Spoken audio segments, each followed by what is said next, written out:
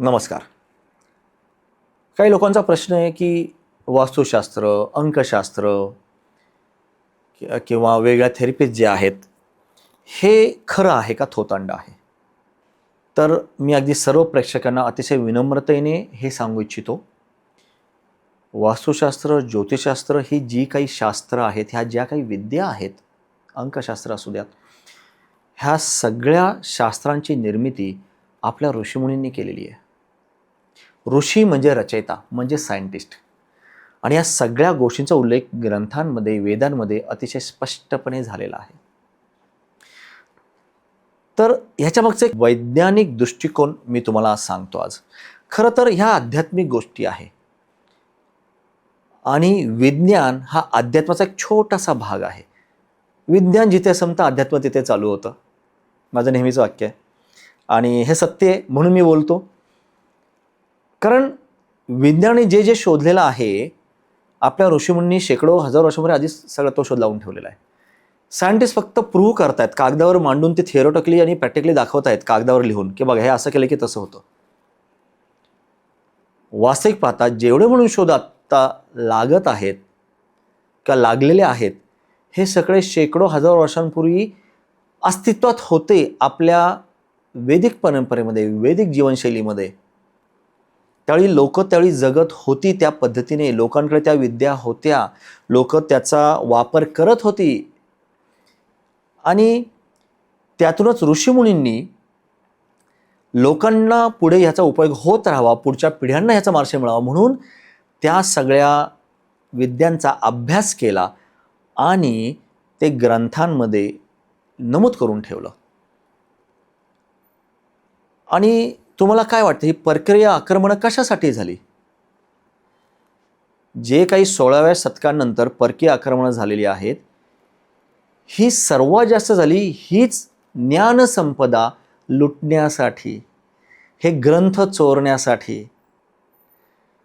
त्या परकीय शत्रूंनी ही फक्त धनसंपदा नाही, तर त्याहून महत्त्वाची ज्ञानसंपदा चोरलेली आहे.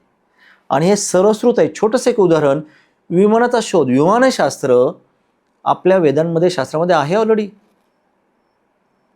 आणि तुम्हालाही माहीत आहे की राईट बंधूंनी जो शोध लावला, तो त्यांनी पेटंट लवकर घेतलंय.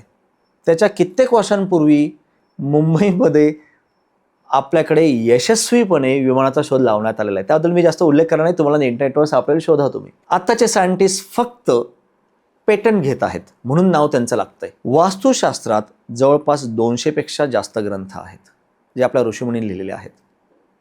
अर्थात ते वैदिक वास्तुशास्त्र आहे आणि ते पूर्णपणे अभ्यासपूर्ण ते लिखाण आहे की त्यांनी पृथ्वीचा अभ्यास केला, पृथ्वीच्या वातावरणाचा अभ्यास केला.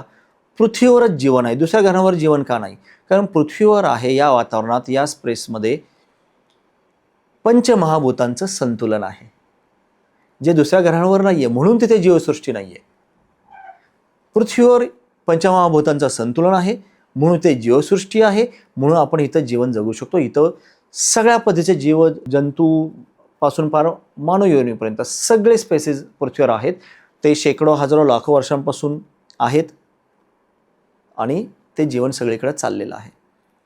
मग याचाच अभ्यास ऋषीमुनींनी केला आणि त्यातनं त्यांनी हे अभ्यास केला की जसं ह्या वातावरणामध्ये ते पंचमहाभूतांचं संतुलन आहे, तसं संतुलन जर वास्तूच्या आतमध्ये आलं तर त्या वास्तूमध्ये राहणाऱ्या लोकांच्या जीवनामध्ये पण एक संतुलन येईल. आणि याच्यातूनच त्यांनी वास्तुशास्त्र निर्माण केलं. मग त्यातून 10 दिशा झाल्या. त्या वेगवेगळ्या दिशांमध्ये कुठे काय असायला पाहिजे, जसं अग्नेयला अग्नितत्व असायला पाहिजे म्हणून तिथं त्यांनी किचन सांगितलं, स्वयंपाकघर सांगितलं. नैऋत्येमध्ये पृथ्वीतत्व असतं, त्यामुळे तिथं स्थिरता असायला हवी म्हणून त्यांनी तिथं घरातील कर्ता पती आणि पत्नींनी तिथे झोपावं म्हणून तिथे अशी गोष्ट ठेवण्यात त्यांनी सांगितले की ज्याला तुम्हाला स्थिरता हवी आहे. त्याचप्रमाणे वायव्येला वायुतत्व, चंचलता, तिथे असलेली गोष्टी स्थिर राहत नाही. त्याच्यामुळे तिथे पाहुण्यांची रूम दिली, की जेणेकरून पाहुणे आले की ते विशिष्ट कालावधीत ते तिथं स्थिर होतात, ते लगेच जातील.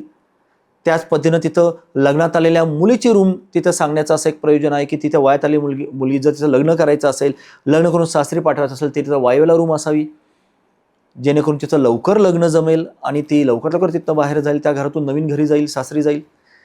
तर याच्या मागे सायन्स आहे, शास्त्र आहे, पंचमहाभूतांचं संतुलन आहे. आणि त्या पंचमहाभूतांचं संतुलन आपल्या दैनंदिन जीवनाशी कनेक्ट करण्यात आलेलं आहे. तर ज्यावेळी असं म्हणलं जातं की ईशान्य दिशेतला कुठला तरी एखादा दोष असेल आणि त्याचं संतान प्राप्तीशी कुठेतरी संबंध आहे आणि लोक अंधश्रद्धा म्हणतात, काय त्याचा संबंध आहे? पण मी या सर्व लोकांना सांगू शकतो त्याच्या मागे पण सायन्स आहे. त्या ठिकाणी जे काही वास्तुदोष असतात, त्याचबरोबर इतर काही दोष असतात, त्याचं कॉम्बिनेशन झालं की त्याची परिणती संतान प्राप्ती होणं किंवा न होण्यात होतं. तर याच्यात कुठलीच अंधश्रद्धा नाही आहे. याच्यामध्ये शास्त्र आहे, याच्यामध्ये आयुर्वेद आहे, याच्यामध्ये जे ऋषीमुनींनी काही जीवनशैली दिली होती, ती जीवनशैली पण याच्यामध्ये त्याचा अंतर्भाव आहे. तर थोडक्यात अगदी सांगायचं झालं तर डिटेलमध्ये नक्कीच आपण याच्यावर बोलू पुन्हा केव्हा तरी. पण तू ब्रीफली बोलायचं झालं तर ईशान्येमध्ये जे काही 8 दिशांना 8 अष्टलक्ष्मी असतात, त्यातील ईशान्य दिशेमध्ये संतान लक्ष्मी आहे. संतान लक्ष्मी काय करणार? संतान देण्याची ती कृपा करणार. ईशान्येमध्ये काय आहे? ईशान्येमध्ये संपूर्ण ऊर्जा आपल्या घरामध्ये येते, ईशान्येतून येते. ईश तत्व, जलतत्व तिथे आहे, ते संपूर्ण घरामध्ये प्रवाहित होतं. म्हणजे काय? वातावरणामधनं जी काही ब्रह्मांडीय ऊर्जा आपल्या घरात येते ती येताना ईशान्येतूनच आतमध्ये येते आणि ती सगळ्या घरामध्ये पसरते. त्याचा परिणाम काय होतो? सगळ्या घरामध्ये सकारात्मक वातावरण होतं, सकारात्मक ऊर्जा निर्माण होते. ती सकारात्मक ऊर्जा घरात राहणाऱ्या व्यक्तींवर, पती पत्नीवर प्रभाव टाकते आणि अशा बऱ्याच काही गोष्टींचा एकत्रित परिणाम होऊन त्या वास्तूमध्ये राहणाऱ्या लोकांना जीवनामध्ये हळूहळू समृद्धी मिळायला सुरुवात होते. त्याचप्रमाणे ज्योतिषशास्त्र. आता ज्योतिषी जन्मपत्रिका बघून जे सांगतात ते काय सांगतात? तर ते पण शास्त्र आहे की तुमचा जन्म या वेळी झाला, त्यावेळी अशा काही ग्रहांची स्थिती होती आणि त्या स्थितीमुळे जी काही ऊर्जा तुमची कनेक्ट झालेली आहे त्याचं काही प्रेडिक्शन त्यांनी अभ्यासाद्वारे मांडलेलं आहे आणि ते प्रेडिक्शन ते तुम्हाला देत जातात, जे तुमचं येणाऱ्या काळामध्ये काही 5 वर्षांनी, 10 वर्षांनी, 15-20 वर्षांनी ती स्थिती बदलते आणि त्या पद्धतीने तुम्हाला मिळत जातं.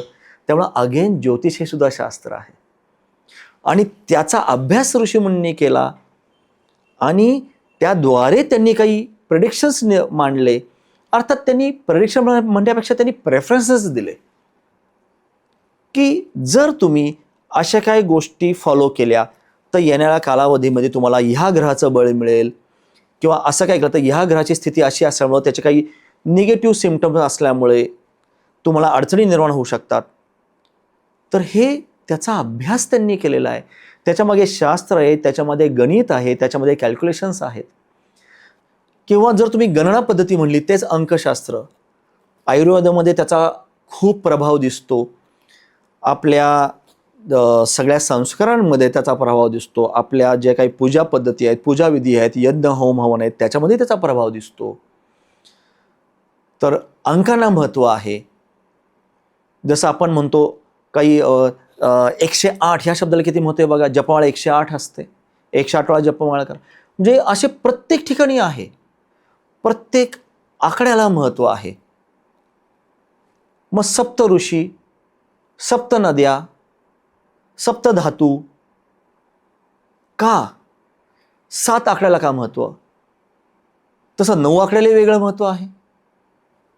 नवखंड म्हणतो, नवग्रह म्हणतो, नवकार मंत्र जर आपण तर तिथेही 9 शब्द आहे. तर तुम्ही लक्षात घ्या, प्रत्येक आकड्याला महत्त्व आहे. म्हणजे तो ग्रहाशी कनेक्टेड आहे, तो कुठल्या त्या ऊर्जेशी कनेक्टेड आहे. व प्रत्येक दिशेला महत्त्व आहे. प्रत्येक दिशेचा एक ग्रहाधिपती आहे, दिशाधिपती आहे. म्हणजे थोडक्यात वास्तुशास्त्र, ज्योतिषशास्त्र, अंकशास्त्र हे ज्या काही विद्या आहेत, ह्या सगळे शास्त्राच्या आधारावर त्या निर्माण केल्यात गेलेल्या आहेत. त्याच्या मागचं काही कॅल्क्युलेशन्स आहेत, त्याच्या मागे काही अभ्यास आणि रिसर्च आहे ऋषीमुनींचा. आणि त्या सगळ्याचं कंक्लुजन काय आहे? त्या सगळ्याचं कंक्लुजन आहे संतुलन, बॅलन्स. जे संतुलन पृथ्वीवर आहे म्हणूनच पृथ्वीवर आपल्याला जीवन दिसतं. आणि तेच संतुलन आपल्या वासूमध्ये यावं, आपल्या जीवनामध्ये यावं, आपल्या शरीरामध्ये यावं, आपल्या विचारांमध्ये यावं, त्याच्यासाठीच ह्या शास्त्रांचा आपण अभ्यास केला पाहिजे, जाणून घेतलं पाहिजे की याच्या मागचं लॉजिक काय आहे. आणि मी तेच काम करत आहे की ह्या प्रत्येक गोष्टीच्या मागचं सायन्स मी तुम्हाला समजावून सांगतोय, त्याच्या मागचं ऊर्जेचं काही लॉजिक जो आहे ते मी समजावून सांगतोय.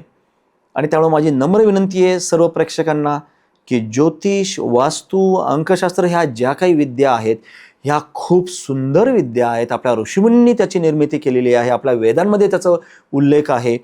तर त्याच्या मागे आंधळपणाने धावू नका, पण त्याचा योग्य अभ्यास करा, योग्य मार्गदर्शकाकडून, योग्य अधिकारी, अनुभवी तज्ज्ञाकडनं जाणून घ्या, त्या लोकांचं मार्गदर्शन घ्या, त्यांना का हा प्रश्न विचारा की हे का असं आहे, त्या काला खूप महत्त्व आहे.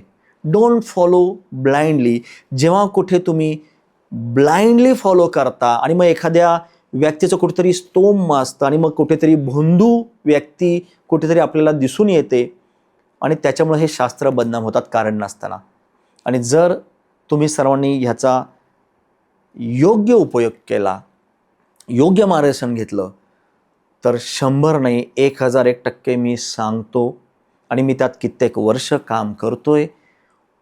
माझ्याकडे अनुभव आहे माझा स्वतःचा, त्याचबरोबर शेकडो लोक अशी आहेत की जे क्लायंट म्हणून आले त्यांना रिझल्ट मिळालेले आहेत योग्य पद्धतीनं काम केल्याच्या नंतर. तर माझी सर्वांना विनंती आहे की या शास्त्राकडे अंधश्रद्धा म्हणून बघू नका, त्याला सपोर्ट म्हणून बघा. त्याला कॅरेड पण होऊ नका, पण तो एक सपोर्ट आहे, तो एक आधार आहे. नक्कीच आपण आपल्या कर्मानेच मिळवत असतो, पण आपल्या कर्मांना जर ह्या शास्त्राची जोड दिली तर जेवढं आपण अचीव करू शकतो, आज करत आहोत त्याच्यापेक्षा काही पटीनं जास्त नक्कीच आपण आपल्यासाठी, आपल्या परिवारासाठी आणि येणाऱ्या पुढच्या पिढींसाठी काहीतरी छान आणि आहे त्याच्यापेक्षा सुंदर आपण निर्माण करू शकतो. तर माझी सर्व प्रेक्षकांना विनंती आहे, या सगळ्या शास्त्रांकडे शास्त्र म्हणून बघा आणि त्याचा आपल्या जीवनामध्ये नक्कीच योग्य पद्धतीनं अंगीकार करा आणि स्वतःचं जीवन सुखी आणि समृद्ध बनवा. धन्यवाद.